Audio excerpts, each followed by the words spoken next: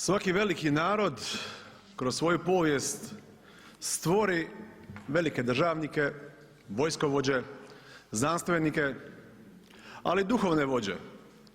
I to se dogodilo i u hrvatskom narodu. Hrvatski narod je imao sreću pa je imao Alojzija Stepinca, blaženog Alojzija Stepinca.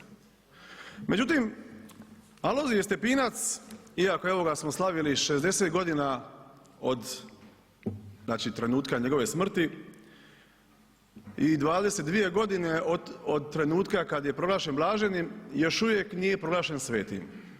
A nije proglašen iz razloga što je patrijarh Irinej, ali reći ću i Aleksandar Vučić i Nikolić, što su urgirali kod Svetog Oca Pape u Vatikanu da se on ne proglasi svetim, naravno sa lažima. Sa lažima da je on bio ustaški vikar, da je branio ustaški režim, da je odgovoran za smrt ljudi u Drugom svjetskom ratu. Ali tko mu to govori? To mu govore ljudi koji su četnički vojvode. To mu govore ljudi koji otvoreno veličaju četnički fašistički pokret.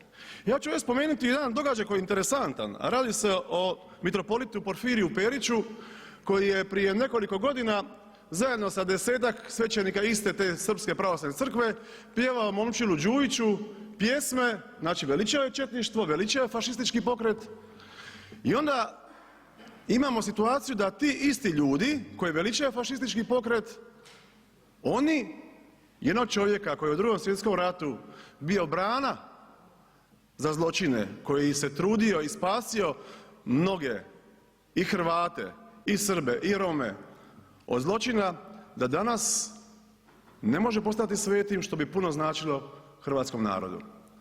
Ali ono što je ovdje interesantno kad govorimo o Porfiriju Periću, mitropolitu Srpske pravoslavne crkve,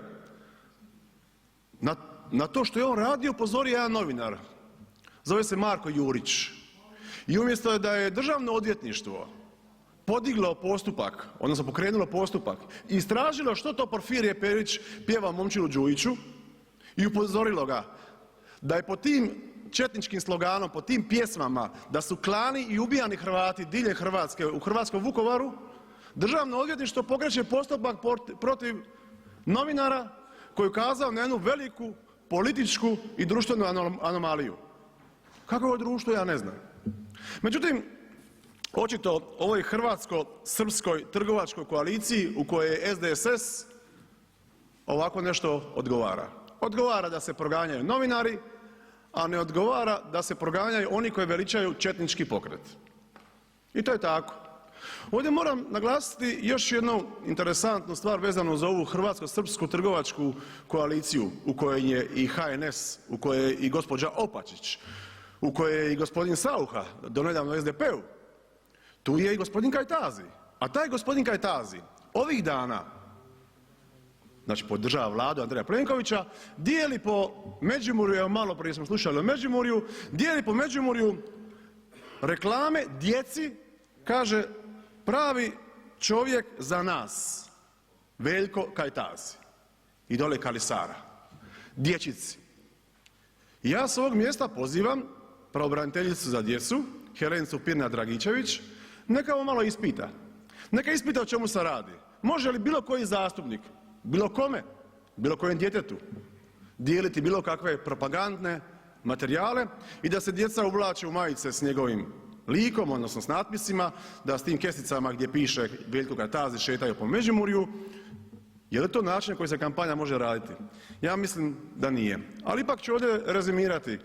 Ova koalicija, odnosno vladajuća većina koja trenutno upravlja Hrvatskom, upravlja na način da se svakome mora udovoljiti. Pa će se i ovdje vjerojatno udovoljiti Veljku Kajtaziju, pa Helenca Pirnat Dragičević neće pokrenuti postupak ili će reći da je to u redu. Kao što je u redu sve ono što radi i gradonačelnik grada Zagreba gospodin Bandić i kao što je u redu sve ono što je napravio gospodin Saucha i što radi HNS, jer jednostavno ova Vlada mora opstati po svaku cijenu.